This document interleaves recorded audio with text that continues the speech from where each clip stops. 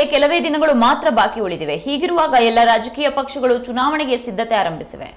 ರಾಹುಲ್ ಗಾಂಧಿಯವರ ಭಾರತ್ ಜೋಡೋ ನ್ಯಾಯ ಯಾತ್ರೆಯು ಪ್ರಸ್ತುತ ಯುಪಿಯಲ್ಲಿದೆ. ಈ ನಡುವೆ ಬಿಎಸ್ಪಿ ಯಾವ ಪಕ್ಷದ ಜೊತೆಯೂ ಮೈತ್ರಿ ಮಾಡಿಕೊಳ್ಳುವುದಿಲ್ಲ, ಸ್ವತಂತ್ರವಾಗಿ ಸ್ಪರ್ಧಿಸಲಿದೆ ಎಂದು ಮಾಯಾವತಿ ಹೇಳಿಕೆ ನೀಡಿದ್ದಾರೆ. ಇಂಗ್ಲೆಂಡ್ ವಿರುದ್ಧದ ಟೆಸ್ಟ್ ಕ್ರಿಕೆಟ್ ಸರಣಿಯ 4ನೇ ಪಂದ್ಯವು ರಾಂಚಿಯಲ್ಲಿರುವ ಜಾರ್ಖಂಡ್ ಕ್ರಿಕೆಟ್ ಸಂಸ್ಥೆ ಕ್ರೀಡಾಂಗಣದಲ್ಲಿ ಫೆಬ್ರವರಿ 23ರಂದು ಆರಂಭವಾಗಲಿದೆ. ಈ ಪಂದ್ಯದಿಂದ ಟೀಂ ಇಂಡಿಯಾದ ವೇಗದ ಬೌಲರ್ ಜಸ್ಪ್ರೀತ್ ಬುಮ್ರಾ ವಿಶ್ರಾಂತಿ ತೆಗೆದುಕೊಳ್ಳಲಿದ್ದಾರೆ ಅನ್ನೋ ಮಾಹಿತಿ ಲಭ್ಯವಾಗಿದೆ.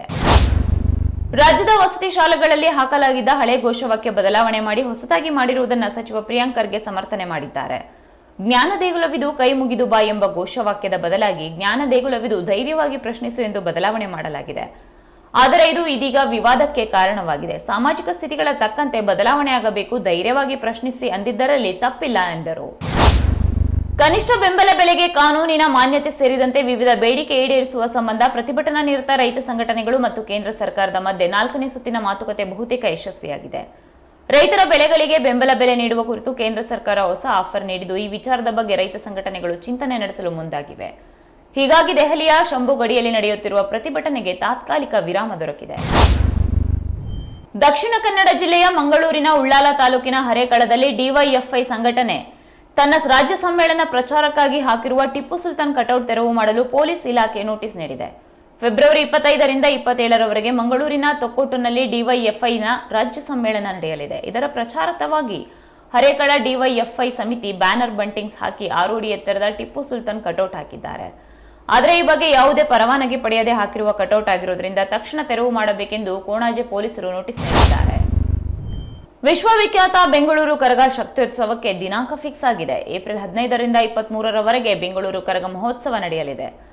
ಏಪ್ರಿಲ್ 23ರ ಚೈತ್ರ ಪೌರ್ಣಮಿಯಂದು ಕರಗ ಶಕ್ತ್ಯೋತ್ಸವ ನಡೆಯಲಿದೆ. ಈ ಬಾರಿಯೂ ಪೂಜಾರಿ ಎ ಜ್ಞಾನೇಂದ್ರ ಅವರು ಕರಗ ಹೊರಲಿದ್ದಾರೆ. ಈ ಮೂಲಕ ಬರೋಬ್ಬರಿ 14ನೇ ಬಾರಿ ಇವರು ಕರಗ ಹೊರಲಿದ್ದಾರೆ. ರಾಜ್ಯಸಭೆ ಚುನಾವಣೆಗೆ ಬಿಜೆಪಿ ಜೆಡಿಎಸ್ ಮೈತ್ರಿ 5ನೇ ಅಭ್ಯರ್ಥಿಯನ್ನಾಗಿ ಕುಪೇಂದ್ರ ರೆಡ್ಡಿ ಅವರನ್ನ ಕಣಕ್ಕಿಳಿಸಿದ್ದು ಕಾಂಗ್ರೆಸ್ ಪಾಳೆಯಕ್ಕೆ ತಲೆಬಿಸಿ ಉಂಟು ಮಾಡಿದೆ. ಅಡ್ಡ ಮತದಾನದ ಭೀತಿಯೂ ಎದುರಾಗಿದೆ. ಆ ಮೂಲಕ ಕಳೆದ 2 ರಾಜ್ಯಸಭಾ ಸೋಲಿನ ಸೇಡನ್ನ ಈ ಚುನಾವಣೆಯಲ್ಲಿ ತೀರಿಸಿಕೊಳ್ಳಲು ಎಚ್.ಡಿ. ಕುಮಾರಸ್ವಾಮಿ ಮುಂದಾಗಿದ್ದಾರೆ. ಈ ಬಗ್ಗೆ ಕುಮಾರಸ್ವಾಮಿ ವಿರುದ್ಧ ವಾಗ್ದಾಳಿ ನಡೆಸಿದ ಡಿ.ಕೆ. ಶಿವಕುಮಾರ್, ಕುಮಾರಸ್ವಾಮಿ ಯಾರಿಗೆ ಧಮಕಿ ಹಾಕುತ್ತಿದ್ದಾರೆ ಗೊತ್ತಿದೆ ಎಂಬ ಗಂಭೀರ ಆರೋಪ ಮಾಡಿದ್ದಾರೆ. ಮುಖ್ಯಮಂತ್ರಿ ಸಿದ್ದರಾಮಯ್ಯ ಅವರಿಗೆ ಸುಪ್ರೀಂ ಕೋರ್ಟ್ ರಿಲೀಫ್ ನೀಡಿದೆ. 2022ರಲ್ಲಿ ನಡೆದ ಪ್ರತಿಭಟನಾ ಮೆರವಣಿಗೆಗೆ ಸಂಬಂಧಿಸಿದಂತೆ ಸಿದ್ದರಾಮಯ್ಯ ಸೇರಿ ಇತರರ ವಿರುದ್ಧ ವಿಚಾರಣೆಗೆ ಸುಪ್ರೀಂ ಕೋರ್ಟ್ ತಡೆಯಾಜ್ಞೆ ನೀಡಿದೆ. ಅದಲ್ಲದೆ ನಿಯಮ ಉಲ್ಲಂಘಿಸಿದ್ದಕ್ಕೆ 10,000 ರೂಪಾಯಿ ದಂಡ ವಿಧಿಸಿದ್ದ ಕರ್ನಾಟಕ ಹೈಕೋರ್ಟ್ನ ಆದೇಶಕ್ಕೂ ಸರ್ವೋಚ್ಚ ನ್ಯಾಯಾಲಯ ತಡೆ ನೀಡಿದೆ. ರಾಕ್ಲೈನ್ ಮಾಲ್ಗೆ ಬಿಬಿಎಂಪಿ ಹಾಕಿರುವ ಸೀಲ್ ಓಪನ್ ಮಾಡುವಂತೆ ಕರ್ನಾಟಕ ಹೈಕೋರ್ಟ್ ಆದೇಶ ಹೊರಡಿಸಿದೆ. ಮಾಲ್ಗೆ ಬಿಬಿಎಂಪಿ ಬೀಗ ಹಾಕಿದ್ದ ಕ್ರಮವನ್ನು ಪ್ರಶ್ನಿಸಿ ರಾಕ್ಲೈನ್ ಮಾಲ್ ಆಡಳಿತ ಮಂಡಳಿ ಹೈಕೋರ್ಟ್ಗೆ ಮನವಿ ಮಾಡಿತ್ತು.